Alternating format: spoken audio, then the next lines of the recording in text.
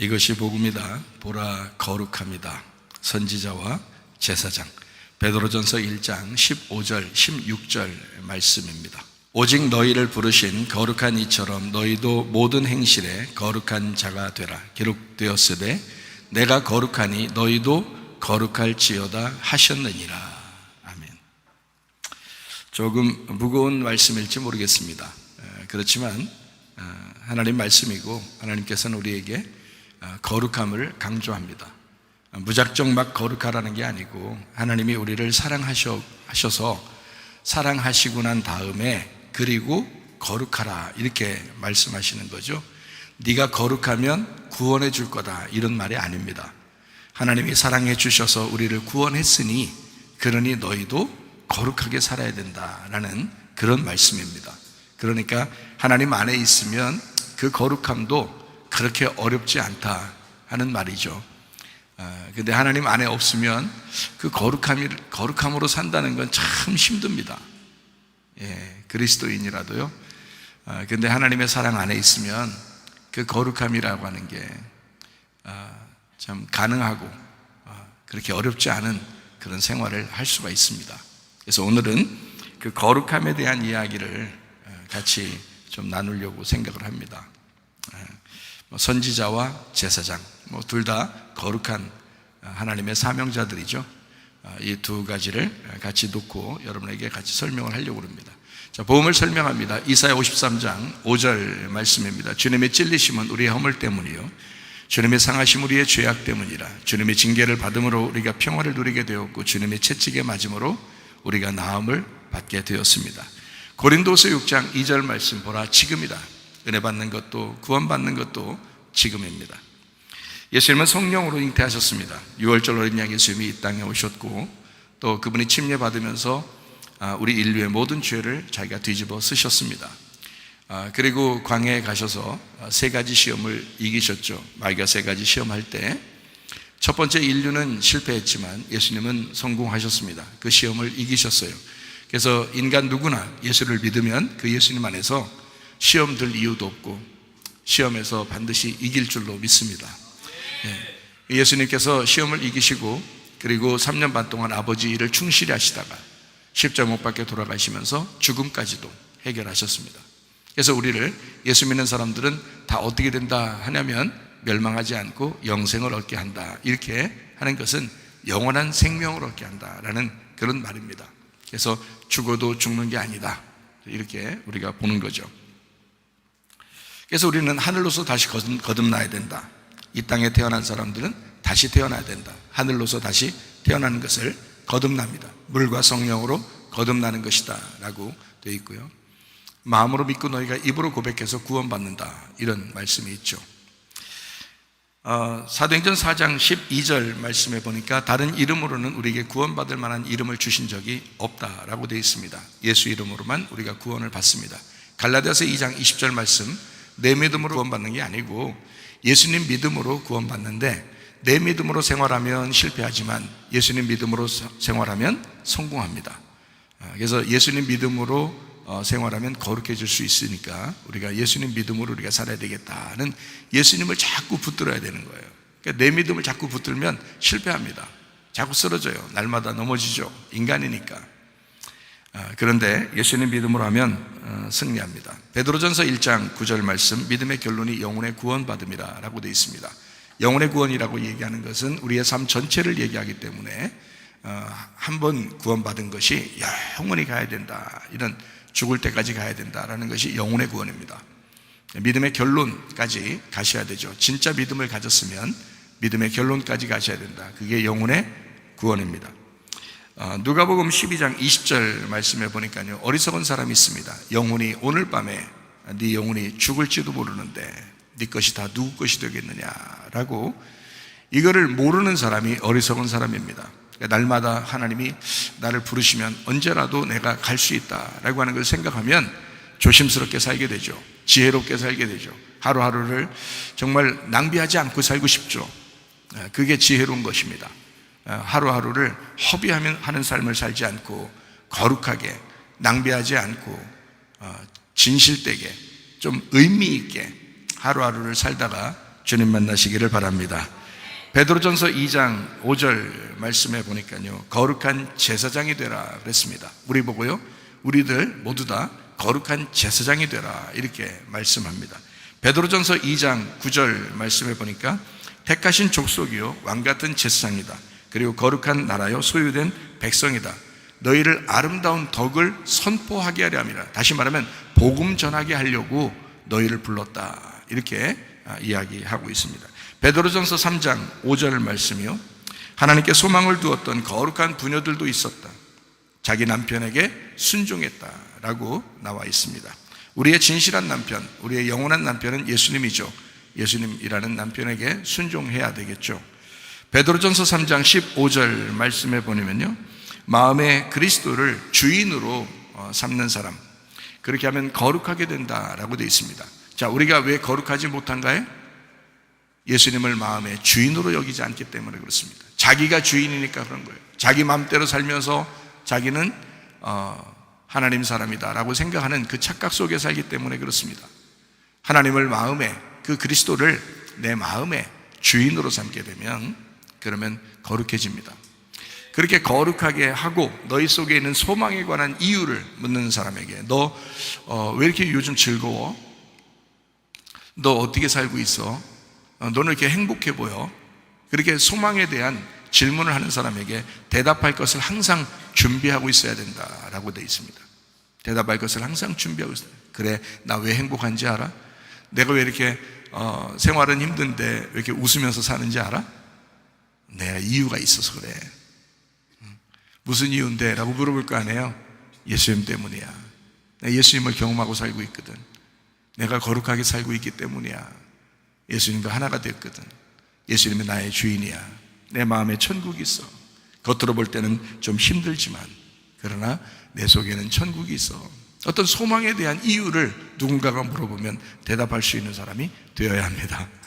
유다서 1장 14절 말씀이요, 아담의 7대 손 에녹이 예언을 했는데 보라, 주께서 수많은 거룩한 자와 함께 오신다 라고 에녹이라는 사람이 예언을 했대요. 창세기 5장에 나오는 에녹이라는 사람이 있습니다. 하나님과 동행한 사람이었죠. 창세기 6장에는 노아가 하나님과 동행했다 그랬습니다. 근데 이 에녹이라는 사람이 어떤 사람이냐면 예언자였어요. 선지자였습니다. 300년 동안 하나님과 동행하면서 하나님의 예언을 받고 그 계시 안에 살았는데, 이 사람은 그 당시에 무엇을 봤냐면 수많은 하나님의 거룩한 사람이 예수님과 함께 올 것이다 라고 하는 것을 보았답니다. 얼마나 감사해. 이 에녹이라는 사람, 그렇게 하나님과 교통하면서 살았다. 그래서 하나님과 동행하는 사람이 되었다라는 것을 기록하고 있습니다. 유다서 1장 20절 말씀이요, 사랑하는 자들아, 너희는 너희의 지극히 거룩한 믿음 위에, 거룩한 믿음 위에 자신을 세우며 성령으로 기도하라 그랬습니다. 거룩한 믿음으로 여러분 사시기를 바랍니다. 성경에서는 우리 보고 거룩한 사람이다, 그래서 우리를 성도라고 그럽니다. 성도는 거룩한 사람입니다. 그거를 성도라 그럽니다. 여러분, 우리 교회 나왔으면 뭐 다른 교회도 마찬가지지만, 다른 교회 나갔어도 마찬가지지만, 특별히 우리 교회에 왔으면 여러분, 우리 교회는요 거룩한 사람들의 모임입니다. 거룩한 사람들이 모여야 합니다. 그리고 예배드리는 사람, 너 성문교회를 왜 이렇게 고집하면서 그 교회를 다녀? 뭔가 이유가 있어야 되겠죠. 그 소망에 대한 이유를 누가 묻는다면 이 교회는 참으로 거룩해. 거룩을 참 강조해. 진짜 거룩하게 살게 하고 싶어 해. 뭔가 있어야 될 거 아니에요. 다른 교회와 달라 꼭 이렇게 얘기하면 사람들이 이상하게 생각하니까 그게 아니라 다른 교회도 다 좋지만 특별히 거룩함을 강조해. 하나님의 사랑을 강조해. 하나님의 사랑을 강조하면서 거룩함을 강조해. 그 거룩함을 강조하면서 또 하나님의 사랑을 강조해. 그래서 사랑과 거룩함을 강조하는 교회, 우리 교회여야 합니다. 우리 교회는 진짜 그런 교회예요. 저는 그 두 가지를 여러분에게 전하는 그런 설교자고 그런 목회자입니다. 하나님의 사랑을 누구보다도 제대로 깨닫고 누구보다도 많이 여러분에게 하나님의 사랑을 전하는 사람이에요. 또 누구보다도 하나님의 그 거룩하심을 나타내고 그 거룩하심으로 살려고 하고 그렇게 또 설교하는 목회자입니다. 그러니까 이 두 가지, 우리 교회의 특징이 뭐예요? 라고 물어본다면 사랑과 거룩이에요. 이렇게 말할 수 있는 사람들이 되어야 합니다. 무엇 때문에 살려고 굉장히 노력하십니까? 라고 누군가 물어본다면 사랑을 받은 자가 거룩하게 살려고 노력하는 거예요. 어디에서 그렇게 하려고 그러는데요? 특별히 가정과 교회에서요. 그래서 가정과 교회를 강조하는 교회가 우리 교회입니다. 가정의 하나됨, 그리고 교회의 하나됨. 이것이 가정도 마찬가지고요, 교회도 마찬가지고, 사랑과 거룩이 없으면 가정은 의미가 없어요. 교회도 의미가 없습니다. 사랑이 있는 것이 가정이고요, 사랑이 있는 곳이 교회입니다. 거룩함이 있어야 되는 곳이 가정이고요, 거룩함이 있는 곳이 교회입니다. 그래서 가정과 교회를 특별히 강조하는 교회가 우리 교회인데 사랑과 거룩함을 강조합니다. 그러니까 이것을 꼭 생각하게 되면 정답이에요. 우리 교회는 무슨 교회입니까? 무엇을 강조하는 교회입니까? 가정과 교회예요. 하나됨, 그리고 사랑과 거룩함을 강조하는 교회입니다 라고 하면 여러분은 정답을 맞춘 겁니다. 베드로전서 1장 15절 16절 말씀입니다. 오직 너희를 부르신 거룩한 이처럼 너희도 모든 행실에 거룩한 자가 되라. 기록되었을 때 내가 거룩하니 너희도 거룩할지어다 하셨느니라. 예레미야 20장 9절 말씀을 한번 보겠습니다. 내가 다시는 여호와를 선포하지 아니하며 그의 이름으로 말하지 아니하리라 하면 나의 마음이 불붙는 것 같아서 골수에 사무치니 답답하여 견딜 수 없나이다. 사람들 눈치 보느라고 사람들에게 좋은 말, 아름다운 말로 포장해서 좀 이런 말도 해보고 저런 말도 해봐야 되겠다라고 마음속에 간직하고, 그리고 진짜 하나님의 직설적인 그 이야기를 하지 않으려고 하면 내 마음이 답답해요. 저도 그 마음이 답답합니다. 하나님의 직설적인 이야기, 제가 하나님 앞에 부름받은 것은, 그 사명자로 부름받은 것은 하나님의 말씀을 액면 그대로 선포하라고, 그렇게 말씀을 전해달라고 우리 하나님이 저를 부르셨는데 제가 사람 눈치나 보고 그러면 안 되겠죠. 그래서 진실한 이야기를 여러분에게 할 수 있는 목회자가 되어야 합니다. 그러려면 여러분도 도움을 주셔야 돼요. 괜히 눈치 주고 그러면 안 됩니다. 뭐 눈치 줘도 저는 솔직하게 얘기하지만 눈치 주고 그래서는 안 됩니다. 괜히 위축되잖아요. 목회자가 좀 조심해야지, 이런 말 조심해야지, 뭐 이렇게 할 수 있잖아요. 그렇게 안 하도록 있는 그대로 말씀을 증거할 수 있도록 그렇게 여러분이 그 말씀에 순종하려는 자세를 가지고 말씀을 들으셔야 합니다. 그래야 목회자가 떳떳하게 그 말씀을 증거할 수 있죠. 사명자도 외롭잖아요.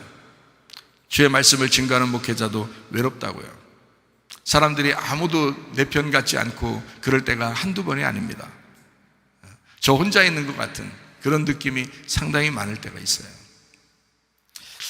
참, 그럼에도 불구하고 내가 하나님 말씀을 증거할 수밖에 없는 그 가슴이 불붙는 것 같아서 그 말씀을 증거할 수밖에 없는, 그 예레미야도 똑같은 심정을 가지고 있었어요.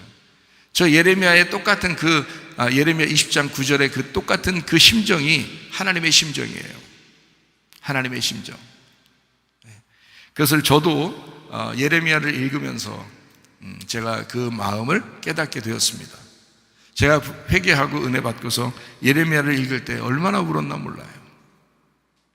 진짜 땅을 치면서 제가 무릎 꿇고 성경을 제가 이거를 그냥 못 보겠더라고요. 이 예레미야서를 무릎을 딱 꿇고 하나님 앞에 이 예레미야서를 놓고 하나님 앞에 울면서 내가 읽는데요, 하나님 마음이 막 느껴지는 거예요. 하나님이 얼마나 울고 있는지를 제가 알게 된 거예요. 예레미야가 우는 그것이 하나님의 울음이었습니다. 하나님의 눈물. 그래서 예레미야가 눈물의 선지자다라고 하는 것이 괜히 있는 이야기가 아니었어요. 예레미야가 속속들이 하는 그 말들은 다 하나님의 마음이었습니다. 그것을 제가 깨닫고, 하나님, 제가 하나님의 마음을 시원케 해드리는 목회자가 되고 싶습니다. 하나님의 눈물을 닦아드리는 그런 목회자가 되고 싶습니다. 얼마나 울었나 몰라요. 그 하나님의 마음이 느껴져서 저는 간절한 마음으로 여러분에게 말씀을 증거하는 설교자입니다. 때때로 인간적인 마음이 생겨날지도 모르겠지만 그래도 저는 변함없이 여러분에게 가슴 터지는 마음으로 솔직한 심정으로 하나님 앞에 바른 목회자로서 사명자로서 내가 서서 여러분에게 말씀을 증거하는 것입니다. 이런 말씀을 여러분이 듣고 순종한다고 하는 것은 축복입니다. 여러분, 하나님의 성품 두 가지가 있습니다. 성경적으로 하나님의 성품 두 가지요. 이게요, 에덴 동산 중앙에 있었던 선악과 나무와 생명나무입니다. 이것이 하나님의 성품 두 가지입니다. 선악을 알게 하는 그 지식의 나무를 뭐라고 하냐면 율법이라고 합니다. 율법은 하나님으로부터 왔고요, 하나님이 주신 것입니다. 율법은 처음부터 나쁘다 하는 것이 아닙니다. 율법은 좋은 겁니다. 하나님이 주신 거예요. 선악과 나무 하나님이 만드신 거예요. 생명나무도 하나님이 만드신 거예요. 에덴 동산 중앙이라는 내 마음의 중앙에 선악과와 생명나무가 늘 존재하고 있다는 겁니다. 그럼에도 불구하고 사랑하는 감정을 품은 그 생명나무는 은혜라고 합니다. 그래서 하나님은 율법을 가지고 있지만 은혜를 가지고 계신 하나님이시다 라고 하는 것이 성경의 말씀입니다. 그래서 하나님의 성품은 두 가지가 되어 있어요. 하나는 사랑이고요, 하나는 거룩입니다. 하나님의 그 거룩함에 도전했던 그 첫 아담이 있었습니다. 아담과 하와죠. 그게 바로 누구냐면 바로 이 땅에 태어난 나입니다. 이 땅의 흙의 존재로, 육체의 존재로 태어난 우리들입니다. 이 사람들은 하나님의 거룩함에 도전했습니다. 하나님의 거룩함을 알려주는 것이 선악을 아는 지식의 나무거든요. 선악을 모른다면 인간은 선악을 모르고 그냥 방종하며 살 것입니다. 그러나 인간은 점점 자라나면서 선악의 개념을 알게 되어 있습니다. 그래서 선악의 개념을 아는 사람이 거룩한 생활을 하게 되죠. 그래서 그 거룩함을, 하나님의 그 거룩함을 도전하지 말라, 그래서 선악으로 먹지 마라 한 것입니다. 선악으로 먹으면 네가 선악을 알게 돼, 그때부터 네가 하나님처럼 판단하게 된다는 겁니다. 사람을 비판하고 판단하게 된다는 거예요. 그래서 선악으로 먹지 말라고, 선악과 먹지 말라고 했던 겁니다. 그러면 그 전에는 뭘 어떻게 먹었을까요? 생명나무로 먹었습니다. 그 전에는 하나님 앞에 늘 사랑으로, 은혜로, 복음으로, 생명으로 먹었습니다. 그런데 사람이 선악과를 먹고 난 다음부터는 사람이 비판하게 되고 판단하게 되고 자기가 스스로 거룩해져서 스스로 다른 사람을 막 정죄하게 되고 재판하게 되고 심판하게 되고 이렇게 된 사람으로 바뀌었다 이 말입니다. 선악을 아는 지식을 먹고 난 다음부터 그렇게 되었다. 먹지 마라 그랬으면 안 먹어야 되잖아요. 먹었으니까 하나님께 대한 도전이죠. 그래서 하나님의 그 거룩함에, 하나님이 알고 있는, 하나님만이 재판장이고 하나님만이 판단하시는 그 하나님의 심판의 권위를 인간이 도적질했다는 말입니다. 그래서 선악과를 먹어버렸다. 그래서 선악과 먹은 게 뭐 그리 큰 죄냐라고 사람들이 생각하겠지만 그건 엄청난 죄입니다. 왜냐하면 하나님의 권위를 도전한 것이기 때문입니다. 그래서 자기 스스로 판단자가 된 거예요. 자기 스스로 재판장이 된 거예요. 자기 스스로 하나님이 된 거예요. 그래서 사람들을 비판하잖아요. 사람들을 판단하잖아요. 사람들을 재판하잖아요. 왜냐하면 선악과를 먹었기 때문입니다. 선과 악을 막 구분해버립니다. 근데 교회에 오면 어떻게 해요? 선악을 구분하는 것보다는 어떻게 해요? 사랑하려고 그러고, 서로 사랑하라 그러고, 서로 생명을 주라 그러고, 그래도 덮어주라 그러고, 어떤 사람 잘못했으면 그래도 덮어줘라 그러고, 자꾸 생명을 얘기하죠. 하나님의 사랑을 얘기하죠. 복음을 얘기하죠. 너희들 죄인임에도 불구하고 하나님께서 너희를 구원하신 거야. 그게 복음이야. 하나님의 아들이 이 땅에 오신 것은 네가 죄인인 걸 알면서도 이 땅에 오셔서 우리를 구원하신 거야. 이것을 강조하는 것이 바로 교회입니다. 하나님의 사랑을 강조하는 곳, 밖에 있는 사랑을 얘기하는 게 아니죠. 하나님의 사랑을 설명하는 곳, 이게 바로 교회입니다. 하나님의 거룩함에 도전했던 그 첫 아담, 그리고 바로 우리, 바로 나, 이런 사람은 에덴 동산에서 쫓겨났습니다. 하나님과 늘 예배드리며 하나님과 교통해야 되는데 거기에서 벗어났다 이 말입니다. 쫓겨났다. 이게 저주예요. 하나님과 분리가 되었다. 이거를 사망이라고 합니다. 그래서 선악과 먹은 사람은 죽는다라고 하는 것은 하나님과 떨어졌다라는 말입니다. 하나님과 분리가 되었다. 하나님과 교통하지 못하게 되었다. 여러분, 자기가 하나님처럼 돼서 다른 사람을 비판하고 판단하고 정죄하고 심판하고 재판하면 그러면 하나님과 분리됩니다. 자기가 하나님이니까, 자기가 하나님이라고 여기는 자가 누구냐면 사탄이에요. 그러니까 하나님이 진짜 하나님인데 가짜 하나님이 나타난 거야. 하나님의 반대가. 그게 사탄이에요. 그러니까 그 사탄의 말을 듣고, 옛 뱀의 말을 듣고 선악과를 먹어버려서 자기가 사탄 되는 사람, 하나님과 반대가 되죠. 그러니까 분리가 되는 겁니다. 에덴 동산에서 쫓겨났다라는 표현을 성경에서 한 것입니다. 하나님과 분리가 되었다. 이거를 사망이라고 그럽니다. 근데 하나님은요, 에덴 동산에서 쫓겨난 우리를, 다시 말하면 하나님의 거룩한 성품에 도전하면 하나님이 끊어버리시거든요. 하나님의 그 거룩함을 그냥 인정해야 되는데, 그리고 하나님의 거룩함을 붙들고 우리도 거룩하게 살아야 되는데, 그 하나님의 거룩함을 도전했어요. 자기가 그렇게 하나님처럼 돼보려고 했단 말이에요. 그러니까 하나님이 끊어낸 겁니다. 그래서 끊어진 거란 말이에요. 분리가 되었어. 자, 생각해봐요. 근데 하나님은 사랑이 또 많잖아요. 하나님의 성품 중에 거룩함도 있지만 사랑함이 또 있잖아요. 이게 동시에 다 같이 이루어져야 되거든요. 하나만 이루어지면, 거룩함만 이루어지면 완전 심판받아요. 다 죽습니다. 우리 다 지옥 가요. 근데 하나님의 사랑의 성품이라는 게 있다고요. 그래서 우리를 보호하고 지켜주고 감싸주고 다시 돌봐주고, 하나님이 와서 우리를 사랑하고 다시 건져주려고 하고, 이 하나님의 사랑의 성품이 또 있단 말이에요. 이 두 가지가 동시에 발동돼야 된다는 거죠. 성경이라는 것. 그래서 하나님은 사랑의 성품을 가지고 있어서 쫓겨난 첫 아담, 그 하와, 아담과 하와, 그러니까 나죠. 바로 우리들입니다. 쫓겨난 우리들을 자기 아들 예수님을 보내서 이 땅에 오게 하십니다. 이게 하나님의 사랑인 거예요. 자, 쫓겨났는데, 자, 사망을 했는데, 하나님으로부터 분리가 됐는데, 하나님의 거룩함에 도전했으니까 하나님이 끊어버렸는데, 하나님이 다시 찾아가는 거예요. 이게 사랑인 거죠. 그러니까 거룩함이 있는데 하나님의 사랑이 같이 있어. 이 두 개가 동시에 이루어지잖아요. 그러니까 하나님의 성품이란 말이에요. 예수님이 오셔가지고 뭘 하고 싶어 하나요? 하나님 그 자신과 다시 연결하자고 아들을 죽입니다. 하나님의 사랑의 성품에 도전해도 하나님이 끊어버리지 않습니다. 여러분이 교회 나와서 이상하게 못된 짓 하는데도 가만두는 것은 하나님의 사랑이 아직도 발동하고 있기 때문입니다.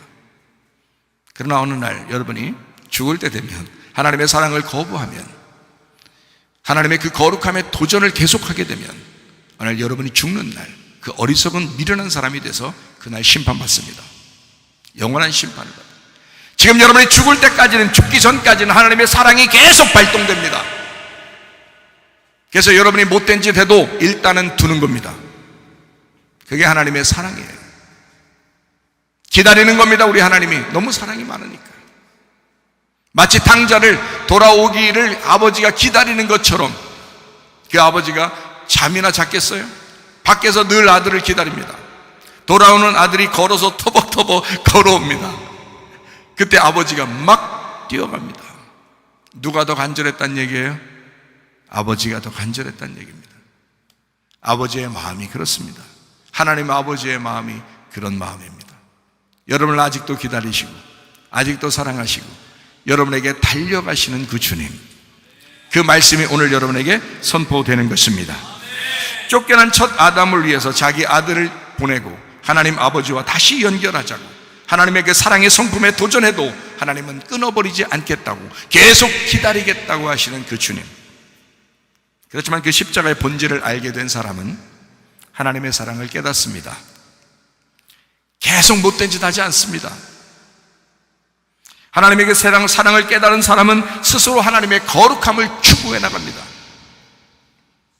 하나님의 거룩함으로 살게 되어 있다, 그 말입니다. 하나님이 너무 사랑했으니까 그 사랑을 깨닫게 되면 깨닫게 될수록 가만히 있을 수 없거든요. 그럼 어떻게 살아야 돼? 거룩하게 살아야 되는 거죠. 그게 하나님의 사랑을 깨달은 사람들의 모습이라고요. 거룩하게 살아야 되겠다. 말실수 한 번 안 한다, 그런 말이 아니죠. 행동 한 번도 잘못 안 한다, 그런 말이 아니죠. 지금 그런 얘기를 하는 게 아니잖아요.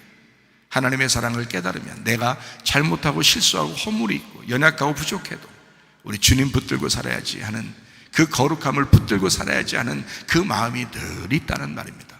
기독교인이 양심에 꺼리는 행동을 하게 되면 부끄러워하게 되죠. 하나님이 사랑했는데 우리가 거룩하게 살지 못하면 바로 그런 마음이 들어옵니다. 양심이 살아있으니까. 양심에 꺼리끼는 행동을 하게 되면 굉장히 부끄러워지죠. 베드로전서 1장 15절 16절 말씀입니다. 오히려 너희를 부르신 그분께서 거룩한 것처럼 너희도 모든 행실에 거룩하라 라고 되어 있고요, 이는 기록되기를 내가 거룩하니 너희도 거룩하라 라고 하시기 때문이다. 자, 사명자는 그래서 이 두 가지를 같이 전달하는 사람입니다. 하나님의 사랑도 전달하고 하나님의 거룩함도 전달해야 되는 것이 사명자입니다. 사명자는 하나님과 사람 사이를 중보하는 제사장 직분이 있습니다.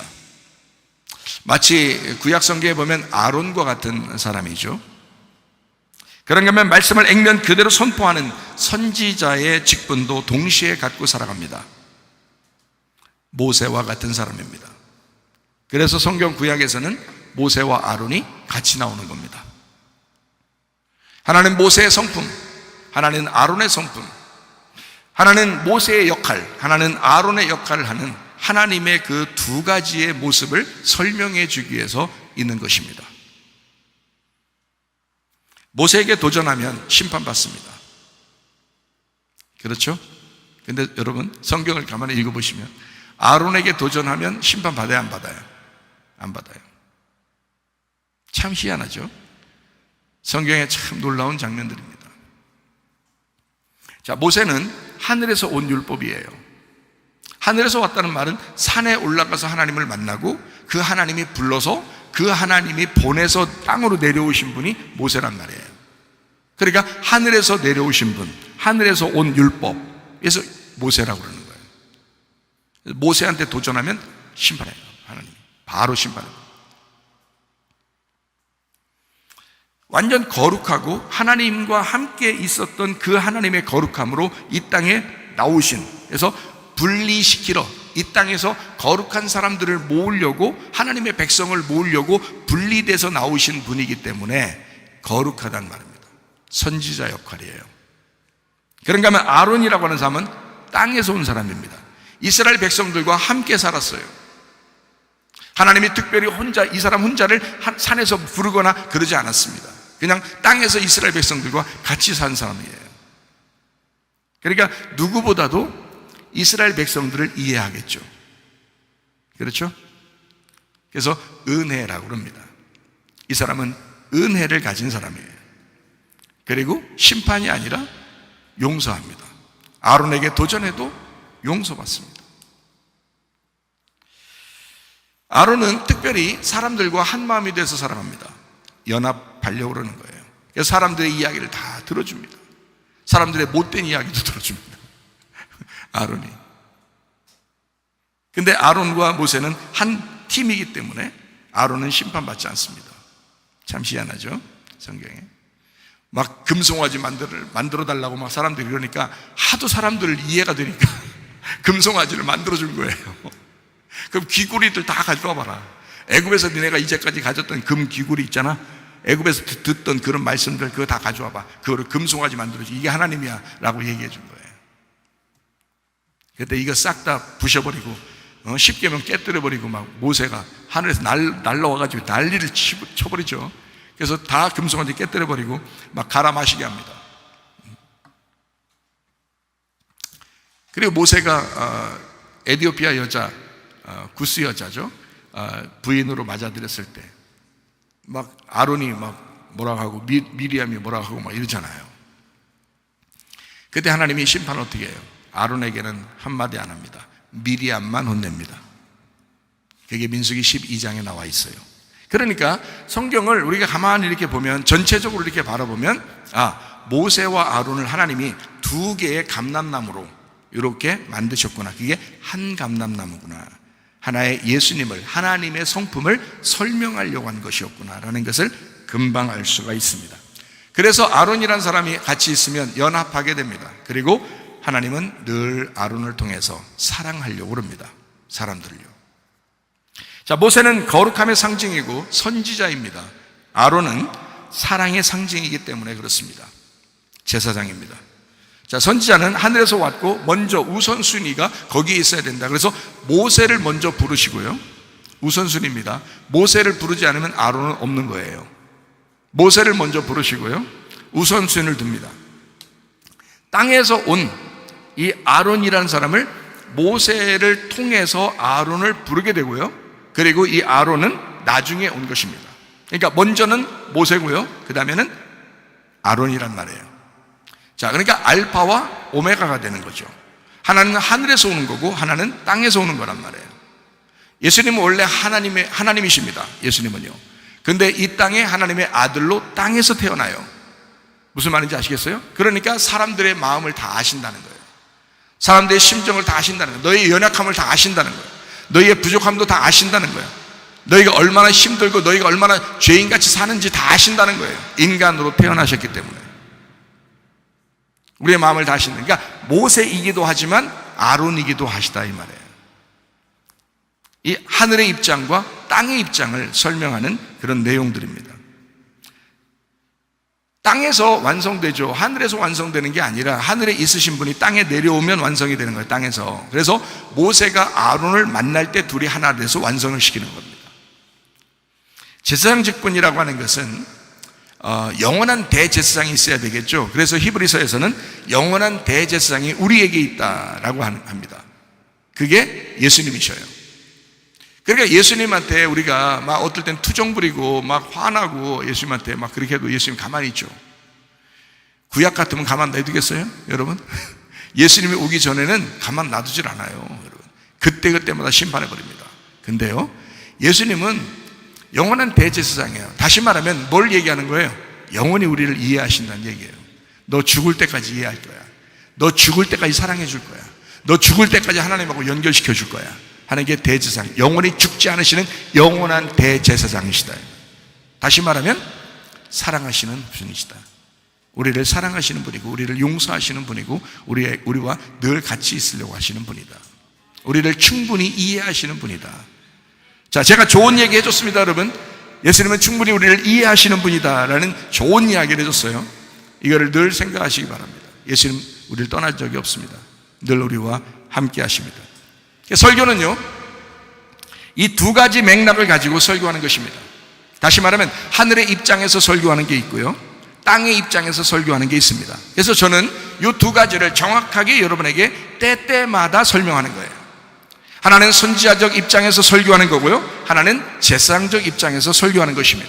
하나는 여러분에게 막 아주 율법적인 이야기를 하는 것처럼 그렇게 강력하게 이야기하는 거고, 어떨 때는 굉장히 하나님의 사랑을, 용서를 이야기하는 것입니다. 하나님의 그 거룩함을 막 강조할 때가 있고요, 하나님의 사랑을 강조할 때가 있습니다. 왜 그런지 아시겠죠? 네, 설교가 그런 것입니다. 설교할 때 사랑을 강조하면서도 거룩함을 강조하는 이유입니다. 거룩함을 아주 강조하면서도 사랑을 강조하는 이유입니다. 하나님에게 부름받은 사람은 이 두 가지 역할을 감당해야 되기 때문에 그렇습니다. 하나님의 사랑을 전달하는 직분이 제사장 역할입니다. 생명나무 역할입니다. 예수님이 이 땅에 오신 의미가 제사장 역할이었습니다. 죄인을 하나님과 연결하기 위해서 스스로 제물이 되신 제사장, 그게 예수님의 제사장 역할입니다. 생명나무로 성경을 보게 되면 구원을 받습니다. 성경은 이렇게 선악과와 생명나무 두 개가 있는데 이 생명나무를 먹으면 구원받는 거예요. 잘 여러분 오늘 이해하세요. 성경이 어떻게 되어 있나, 제가 어떻게 설교하는 건가, 그리고 성경을 어떤 식으로 이게 이루어졌는지 그거를 좀 아셔야 합니다. 생명은 은혜를 가져옵니다. 생명은 사랑을 가져옵니다. 생명은 복음을 가져옵니다. 생명은 구원을 가져옵니다. 그럼에도 불구하고 이 성경은 거룩함을 또 강조하거든요. 그래서 하나님의 그 거룩함을 전달하는 직분이 바로 뭐냐면 선지자 역할입니다. 그게요. 그래서 성경에 선지자들 나오면, 하나님이 선지자를 불렀다, 선지자가 나오면 막 냉철하게 심판해버리죠, 사람들을. 왜 그러냐면 선지자이기 때문에 그렇습니다. 그러니까 예수님은 자기 스스로 제물이 되신 거고, 제사장 그 제물 어린 양을 들여서 하나님과 우리 인간 백성, 우리 죄인이지만 그것을 용서해 주세요 하고 연결시켜 주는 것이 제사장의 역할이니까. 근데 선지자는 그렇지 않아요. 선지자는 아주 냉철하게 율법을 선포합니다. 너 이렇게 안 하면 죽어, 이렇게. 선과 악을 알게 하는 나무의 역할, 이것이 선지자의 역할입니다. 자, 선과 악을 분명하게 구분해야 돼. 가정에서도 교회에서도 직장에서도 선과 악을 분명하게 구분해야 돼. 네가 구별하고 사는 사람이 거룩한 사람이다라는 얘기죠. 선악과 율법의 나무로 성경을 보게 되면 심판을 받게 됩니다. 그래서 율법이 오면 심판을 받아요. 그래서 선악의 율법은 선악의 율법을 가져오게 됩니다.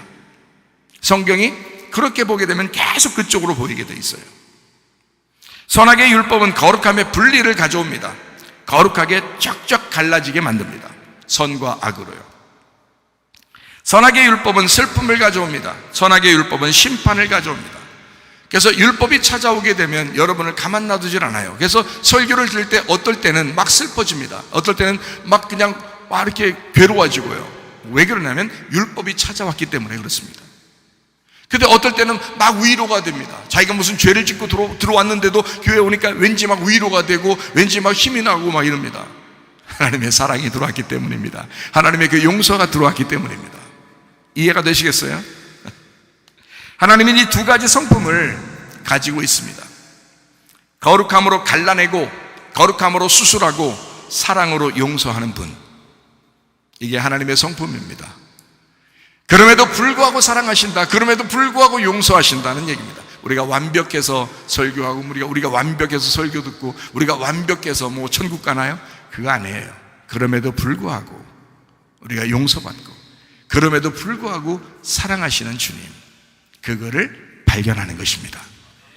그게 영과 진리의 예배라고 하는 거예요. 하나님이 찾아오시는 예배.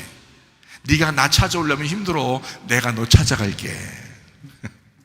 하나님이 우리를 찾아오시는 예배, 요한복음 4장에 이야기하는 그 진실한 예배, 영적 예배, 하나님이 우리를 찾아오시는 예배, 영과 진리의 예배, 깨닫는 예배. 지금은 마지막 때입니다. 하나님의 사랑을 받고 구원받은 성도에게 하나님의 거룩함을 강조해야 될 때입니다. 지금은요, 기독교인들이 난잡합니다. 기독교인들이 정신없이 삽니다. 방황하며 삽니다. 방종하며 삽니다. 진짜 정신없는 것 같아요. 정신없는 사람들하고 어울리고 정신없는 사람들하고 사는 것 같아요. 그래서는 안 됩니다. 기독교인은 기독교인답게 사셔야 합니다. 그리스도인이니까. 하나님은 사랑의 하나님이십니다. 그러나 동시에 거룩한 성품의 하나님이십니다. 하나님도 사랑과 심판을 동시에 행하듯이 사명자도 사랑과 심판을 동시에 전달해야 합니다. 그게 설교예요. 우쭈쭈 하면서 무조건 좋다 이렇게 하면 안 됩니다. 그런 교회들이 있다면 사람들이 방종하기 쉽습니다. 계속 날카롭게 계속 심판만 한다면 그 교회는 굉장히 막 우중충할 것입니다. 그러나 이 두 가지가 동시에 말씀이 전달된 그런 교회, 우리 교회여야 합니다. 지금 시대가 꼭 마지막 시대를 향해 가기 때문에 제사장 직분과 동시에 선지자의 사명을 다해야 될 때입니다.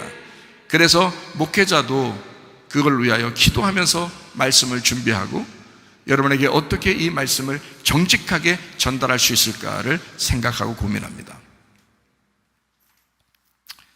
예레미야 20장 9절 말씀입니다. 내가 다시는 여호와를 선포하지 아니하며 그의 이름으로 말하지 아니하리라 하면 내 마음이 불붙는 것 같아서 골수에 사무치니 답답하여 견딜 수 없나이다.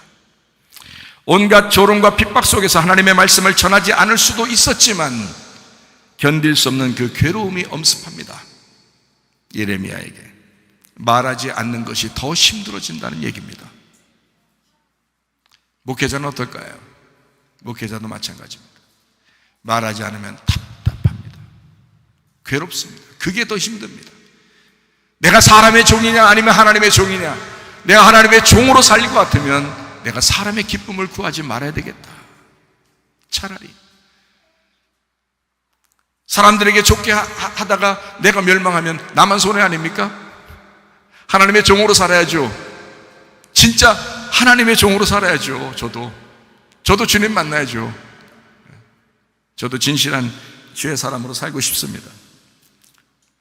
말하지 않겠다고 나도 어떨 때는 내가 말하지 말아야지 진짜. 상대하지 못할 사람도 있구나. 진짜 답답하다. 이렇게 해서 마음이 그냥 그럴 때도 있습니다.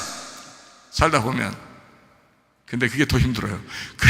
그걸 참는 게 더 힘들어요. 죽을 것 같아요. 그게 사명자이기 때문에 그렇습니다. 사명자는 하나님의 일을 자의적으로 할 수 없습니다. 사명자는 하나님의 뜻을 따라 순종하는 자입니다. 하나님이 하라 하시면 하고, 하나님이 하지 말라면 하지 말고, 하나님이 가라 하면 가고, 하나님이 가지 마라 하면 안 가고, 하나님의 뜻대로 살려고 하는 그 순종하는 사람이 사명자입니다. 주의 일을 하는 사람이 있습니다. 귀신이 그냥 둘 리가 없습니다. 자, 설교하는 사람에게, 주의 일을 하는 사람에게 귀신은 가만 둘 리가 없습니다. 그냥 어영부영 하다 보면 시간 다 낭비해요. 여러분도 마찬가지예요. 예배 드리다가 시간 다 낭비. 잘못하면 여러분 진짜 하나님 앞에 내가 진짜 이렇게 살아야지 하고 결심하고 말씀을 드려야 되는데 그렇지 않으면 여러분 시간 다 낭비합니다. 이거 여러분 손해예요. 온갖 박해가 있고 그 배고픔이 있고 외로움이 있고 어떠한 두려움이 있어도 하나님께 순종하는 일을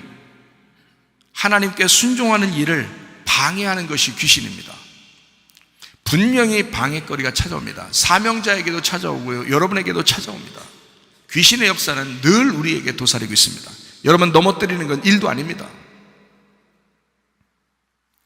우리 사명자들은요, 멋진 결과를 예측할 수 있어서 순종하는 길이 아닙니다. 내가 이렇게 순종하고 하나님 앞에 이렇게 내가 하나님 앞에 사명자로서 설교하고 이렇게 하면 하나님이 나의 인생을 멋지게 만들어줄 거야 라고 그래서 내가 사명자의 일을 감당하는 게 아닙니다. 하나님의 부르심에 응답하는 그 마음이 불타오르기 때문에 순종하는 겁니다.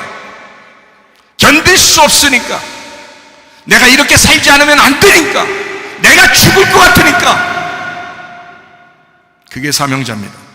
어떤 결과가 나타나더라도, 나의 미래가 불확실해도 그 길을 가는 것이 사명자입니다. 사명자이기 때문에 가는 길, 어려워도 힘들어도 내 앞을 몰라도 하나님 앞에 순종해야 하니까 가야 하는 그 길. 갈라디아서 1장 10절 말씀입니다. 이제 내가 사람들에게 좋게 하랴 하나님께 좋게 하랴, 사람들에게 기쁨을 구하랴 내가 지금까지 사람들의 기쁨을 구하였다면 그리스도의 종이 아니니라. 여러분의 목회자가, 여러분의 사명자가, 여러분이 인정하는 그 사명자가, 하나님의 그 종이 사람들이나 좋게 하는, 여러분의 귀나 살살 긁어주는 그런 목회자로서 살면 좋겠습니까? 안 됩니다. 하나님의 기쁨을 구하는 자가 되어야 합니다. 그래야 여러분도 살기 때문에 그렇습니다. 저는요, 할 말을 하려고 하는 사람입니다. 누가 뭐라 해도 주님께서 저를 부르셨고, 두 번째 나의 인생을 살 때는 제가 그냥 아무렇게나 살 수 없습니다. 주님이 저를 부르셨던 그 마음으로 제가 살아갑니다. 아무렇게나 살아갈 수 없습니다. 그리스도인은 그런 삶을 살아가는 자입니다. 그리스도인은 자신의 이익만을 추구하지 않습니다. 사람 눈치도 볼 줄 알고 특히 그리스도에게 속한 사람으로 살아가게 되어 있습니다. 우리는 그리스도인이기 때문입니다. 크리스티아노스, 그리스도에게 종속된 사람들, 그리스도에게 소속된 사람들. 사도행전 11장 26절 말씀입니다. 안디옥 교회가 처음으로 그리스도인의 칭호를 받았습니다. 바울과 바나바가 목회하던 안디옥 교회에서 성경을 배운 제자들을 사람들은 그리스도인이다, 너희들은 그리스도인이구나, 크리스티아노스구나, 그리스도에게 소속된 자구나, 너희들의 주인은 그리스도밖에 없구나, 그리스도만이 왕이구나, 이렇게 사람들이 인정할 수밖에 없었습니다. 우리에게는 굉장히 영광스럽고 자랑스러운 이름이지만 그 당시는 순교를 각오하는 이름입니다. 사람들이 너 크리스티아노스구나 라고 하면 그건 죽었다 복창해야 되는 사람입니다. 그 당시에는. 초대교회는 예수 믿고 죽는 것을 두려워하지 않았습니다.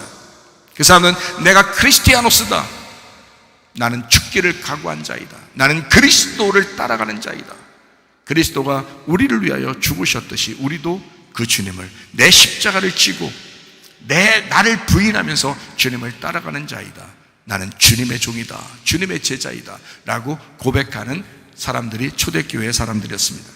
예수를 믿는다는 것은요, 곧 죽음을 전제해야 가능한 일입니다. 여러분, 교회 나온 사람들 요즘에 죽음을 각오하고 교회 다니는 사람들은 없어요. 그게 문제입니다. 그게 문제예요. 그렇게 되면 여러분이 진짜 죽을 때 그때 심판을 받아요. 문제는 지금 죽기를 각오하고 주님의 교회에 나오셔야 합니다. 그래야 여러분을 하나님께서 크리스티아노스, 너 진짜 죽기를 각오하고 예수를 믿는 사람이구나, 죽기를 각오하고 교회 나온 사람이구나 라고 주님이 인정하실 거 아니겠습니까? 제가 봐도 아는데요, 죽기를 각오한 사람이 그렇게 많지 않습니다. 안디옥 교회에 영향력 있는 지도자 바나바가 있었습니다. 사도행전 11장 24절 말씀입니다. 바나바는 착한 사람이었대요. 성령과 믿음이 충만한 사람이었대요. 성령 충만한 사람이래요. 믿음이 충만한 사람이래요. 이게 바나바래요. 그런 사람이 있으니까 그 교회가, 그 안디옥 교회가 그리스도인이다 라고 인정을 받게 되었습니다.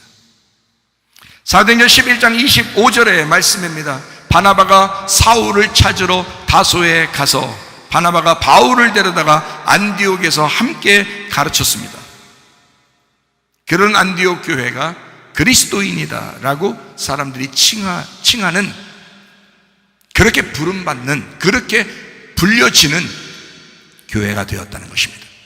여러분과 제가 소속된 이 교회가 그리스도인이다, 너는 정말 그리스도인 답구나, 너는 크리스티아노스구나, 너 그리스도에게 소속된 사람이구나, 누가 뭐라 해도 너는 기독교인이다 라고 인정받을 만한 교회가 되셔야 합니다. 그게 우리 교회여야 합니다. 우리는 거룩한 하나님의 백성이기 때문에 그렇습니다. 직분자는 하나님의 말씀에 순종하는 일꾼입니다. 목회자와 가장 가까이 있는 사람이 교회 일꾼입니다. 바나바와 바울이 함께 동역했습니다. 안디옥 교회는 성령 충만한 교회가 되었습니다. 바나바가 그런 사람이었기 때문에 그렇습니다. 바울이 그런 사람이었기 때문에 그렇습니다. 그들은 목숨 걸고 주님을 사랑하고 목숨 걸고 교회를 섬겼던 사람이었기 때문입니다. 저도 목숨 걸고 이 교회를 섬깁니다. 저와 함께 동역자가 몇 명이 될까? 성령 충만한 목회자와 성령 충만한 성도들이 있는 교회, 우리 성문 교회여야 합니다. 안디옥 교회는 성령 충만한 교회가 되었습니다. 바나바와 바울이 그랬듯이 그 성도들도 다 같이 그리스도인이 되었습니다. 여러분, 우리가 말하는 야, 너 그리스도인이야, 나 크리스찬이야, 나 크리스찬이야, 이 정도를 가지고 얘기하는 게 아닙니다. 그때는 자기 목숨을 내놔야 그래야 그리스도인이었습니다. 목숨을 내놓을 정도의 사람이면 우리 진짜 바르게 살지 않겠습니까? 목숨을 내놓을 정도의 사람이면 진짜 이 속에서 회개의 심정으로 살아가지 않겠습니까? 가능하거든요. 가능합니다. 성령 충만하려면 술 취하지 말고 성령으로 충만하셔야 합니다. 에베소서 5장 18절 말씀입니다. 술 취하지 마라, 이는 방탕한 것이니 오직 성령으로 충만함을 받으라. 이게 지금 이렇게 말하는 것은 선지자적 말씀입니다. 술 취하면 안 돼, 성령 충만해야 돼 라고 말하는 것은 선지자적 이야기입니다. 그러면 제사장적 설교는 어떤 것이냐? 죄는 미워하되 사람 미워하지 말아야 돼. 술은 미워하되 술 먹는 사람을 미워하면 안 돼. 담배는 미워하되 담배 피는 사람을 미워하면 안 돼. 동성애는 미워하되 동성애 하는 사람을 미워해서는 안 돼. 거짓말은 미워하되 거짓말하는 사람을 미워해서는 안 돼. 도둑질은 미워하되 도둑질하는 사람을 미워해서는 안 돼. 분리는 미워하되 분리하는 그 사람을 미워해서는 안 돼. 자꾸 성질 부리는 사람, 그 성질 내는 것은 아주 안 좋은 거지만 성질 내는 사람을 미워해서는 안 돼.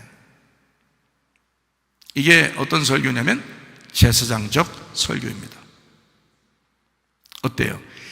한쪽만 얘기하게 되면 방종하게 되고요, 한쪽만 얘기하게 되면 굉장히 율법적이게 됩니다. 이 두 가지를 동시에 제가 여러분에게 설명하는 것입니다. 이해가 되시겠죠? 무슨 말인가? 여러분, 왜 미워하면 안 되느냐? 잘 생각해 봐요. 왜 미워하면 안 되냐? 어떤 사람을 미워하고 정죄하고 비판하고 판단하고 이런 사람들 있죠. 그런데 왜 하지 말아야 되냐면 잘 생각해 봐요. 여러분 마음을 잘 돌아보시라고. 자, 술, 담배, 동성애, 거짓말, 도둑질, 승질내는 거, 싸우는 거, 자, 이런 거는 나쁜 거라고 생각하잖아요. 그죠? 자, 그러면 여러분 속에 욕심 없어요? 그것도 더럽게 나쁜 거예요. 그 욕심 부리는 것도 더럽게 나쁜 거예요. 그거 똑같아. 그게 술 먹는 거나 담배 먹는 거나 똑같아. 교만한 거, 너 잘난 체 하는 거, 너 더럽게 나쁜 거다. 그게 동성애랑 똑같은 거예요. 자, 화내는 거는, 자기 편 만들려고 다른 사람에게 막 얘기하는 거는 더럽게 나쁜 거예요. 그거 삐지는 거는 그것도 더럽게 나쁜 거예요. 음란한 거는 엄청 나쁜 거예요. 그거 다른 여자 다른 남자 생각하는 거 아주 안 좋은 거예요. 질이 안 좋은 거예요. 그거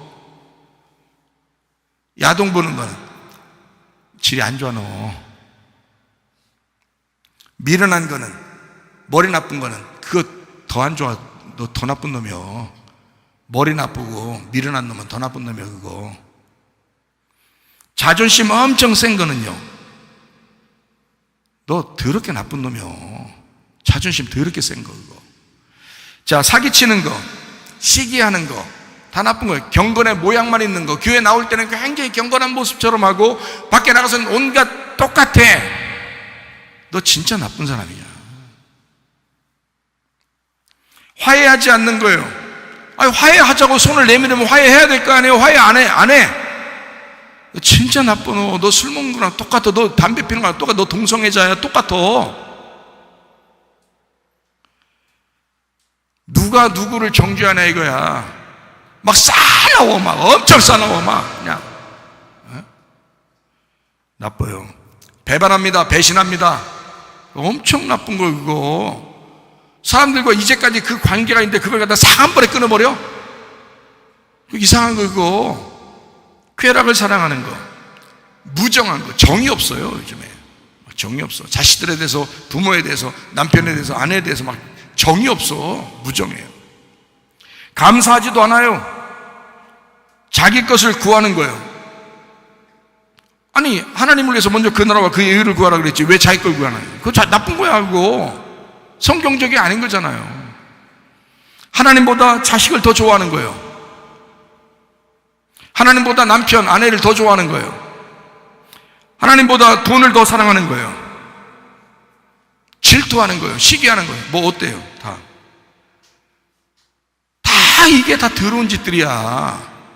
뭐 술 먹는다고, 담배 핀다고, 그거 아주 나쁘게 보인다고? 네가 더 나빠. 갈라디아서 5장에 육체의 일이 나옵니다. 육체의 열매. 하나님 나라를 유업으로 받을 수가 없어요. 디모데후서 3장에 보면 마지막 때 일어나는 이런 현상들이 있습니다. 지금 제가 읽어드렸던 이 말씀들이에요. 마지막 때 일어나는 여러분의 현상, 육체의 일들, 그게 여러분 이 모습들이라고. 뭐 어떤 한 가지 저 사람은 저게 나쁜 거야. 근데 나는 괜찮은 사람 같아. 네가 뭐가 그렇게 괜찮은 사람 같은데요? 다른 사람을 비판하는 너는 누구냐? 다른 사람을 판단하는 너는 누구냐?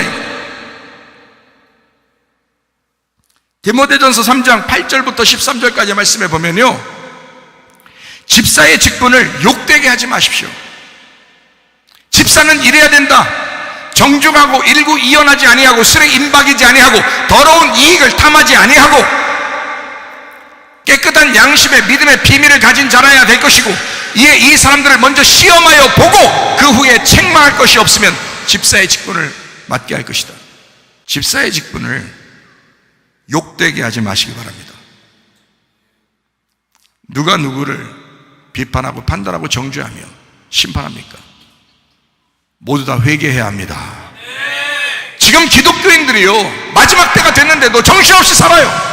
방종하며 살아요. 이러면 안 된다는 겁니다. 하나님의 그 거룩하심으로 거룩하셔야 합니다. 진실한 거룩함이 여러분 속에 있어요. 진짜 결심하셔. 기독교인답게 한번 살아보자는 거예요. 기독교인이라는 말이 그리스도인이라는 단어입니다. 그리스도인이라는 말은 크리스티아노스라는 단어고, 크리스티아노스라는 말은 예수 그리스도에게 소속된 사람이라는 말입니다. 여러분은 세상에 소속된 사람이 아니에요. 여러분은 직장에 소속된 사람이 아닙니다. 우리는 그리스도에게 소속된 사람이란 말입니다. 이게 기독교인이에요. 거룩함보다 더 높은 차원의 성품이 사랑입니다. 비판과 판단이 왜 생기느냐? 자기가 거룩하다고 여겼기 때문입니다. 바리새인들이 그랬습니다. 자기들이 굉장히 거룩한 것처럼 여겨서 다른 사람을 판단해버린 겁니다. 타락한 인간이 선악과를 먹고 하나님의 그 거룩함을 오히려 비판과 판단거리로 삼았다, 그 말입니다. 예수님은 그 바리새인들, 그들의 오만한 거룩함에 도전하셨습니다. 기독교인들이 잘못하면 상당히 자기가 의로운 것처럼, 자기는 거룩하고 저 사람은 나쁘다는 생각을 하는 것처럼 그렇게 생각해서 판단하고 비판하고 정죄한단 말입니다. 그게 더 나빠. 그게 더 나쁜 거다. 예수님은 그런 오만한 거룩함에 도전하신다. 이 설교가 그렇게 여러분을 도전하는 것입니다. 거룩한 오만함이 여러분 속에 있으면 이것을, 이 설교자가, 사명자가, 그리스도의 말씀이 여러분을 도전하는 것이다, 이 말이에요. 이해되십니까? 무슨 말씀인가? 예수님은 바리새인의 거룩함에 못 미치는 그 죄인을 더 사랑하셨습니다. 예수님은요, 그런 오만한 거룩함보다 더 높은 차원에서 살아가야 합니다. 그게 그리스도의 사랑이라고 하는 것입니다. 하나님의 사랑을 받으셨습니까? 하나님을 진심으로 사랑합니까? 여러분, 진심으로 주님을 사랑해 본 적이 있습니까? 하나님의 사랑의 성품으로 살아가고 싶어 합니까? 이제까지 그렇게 못했다 할지라도 오늘 그런 성품을, 하나님의 그 사랑의 성품을 받아들이고 내가 하나님의 사랑을 받아 그렇게 살아가야 되겠다라고 결심하면 됩니다. 우리는 모두 똑같은 죄인입니다. 서로 용서하고 하나가 되셔야 합니다. 서로 사랑하자고, 그것이 새 계명이라고 요한복음 13장 34절 35절에 말씀하고 있습니다. 새 계명, 서로 사랑하라.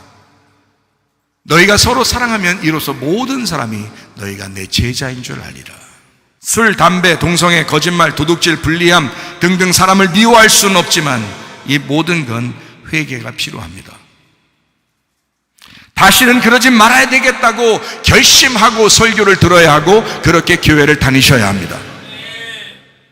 우리는 그리스도인이기 때문입니다. 그리스도에게 종속된 사람입니다. 술 취하지 말라, 이는 방탕한 것이니 오직 성령으로 충만함을 받아라. 에베소서 5장 18절의 말씀입니다. 성령 충만이 답이기 때문입니다. 그러니까 성령 충만하게 해달라고 하나님 앞에 기도하시기 바라요. 하나님, 내가 성령 충만해야 됩니다. 성령 충만하지 않으면 내가 내가 방종하고 성령 충만하지 않으면 내가 방탕하니 하나님 내가 성령 충만하게 하옵소서. 우리는 그리스도의 몸이고 그리스도의 거룩한 성전입니다. 고린도전서 3장 16절 17절의 말씀에 너희가 하나님의 성전인 것과 하나님의 성령이 너희 안에 거하시는 것을 알지 못하느냐. 하나님의 성전을 더럽히면 그 사람을 멸하실 것이다. 하나님의 성전은 거룩하니 너희도 그러하다. 고린도전서 6장 19절 20절의 말씀 이렇게 되어 있습니다. 너희 몸은 너희가 하나님께로부터 받은 바 너희 가운데 계신 성령의 전인 줄 알지 못하느냐. 너희는 너희 자신의 것이 아니다. 값으로 산 것이 되었으니 그런즉 너희 몸으로 하나님께 영광을 돌려야 한다. 그러므로 여러분, 기독교인은 기독교인답게 사셔야 합니다. 우리 몸 안에 세상의 더러움이 들어오지 않도록 그리스도인답게 사시기를 바랍니다. 우리 교회는 거룩한 하나님의 집입니다. 하나님의 사람들이 모여 예배하는 곳입니다. 누구나 들어와 예배할 수 있지만 결국 회개하려고 하는 사람들이 모여있는 곳이 바로 우리 교회입니다. 회개하려는 자는 우리의 형제요 우리의 자매입니다. 그러나 더럽게 회개하지 아니하고 끝까지 자기가 잘났다고 끝까지 자기가 하나님처럼 행세하면서 그렇게 살아가려고 하는 사람은 우리의 형제요 자매가 아닙니다. 그리스도의 형제요 자매, 그것이 우리 교회이고 서로 형제요 자매가 되려면 회개하셔야 합니다. 회개하지 않고 끝까지 자기 뜻대로 사는 자, 선악과를 먹은 그 자신이 신이 되기 때문에 결국 멸망할 것입니다. 우리는 마지막 결론에 가서 멸망할 그 사람들하고 사귀는 것이 아닙니다.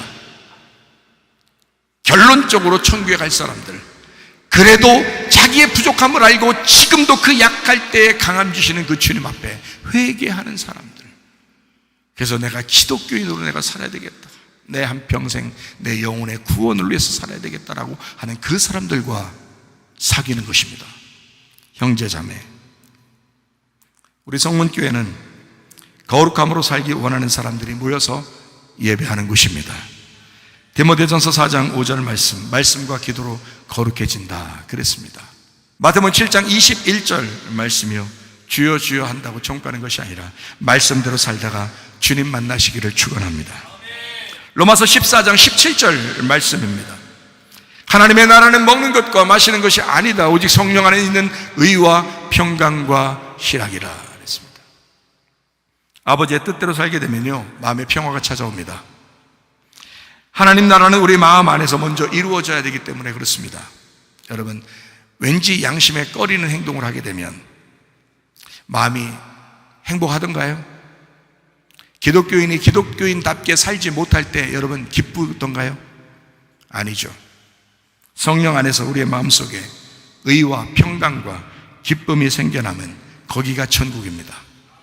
진짜 여러분 속에서 기쁨이 넘쳐나셔야 합니다. 다시 말하면 어떻게 살 때 그렇게 가능하다고요?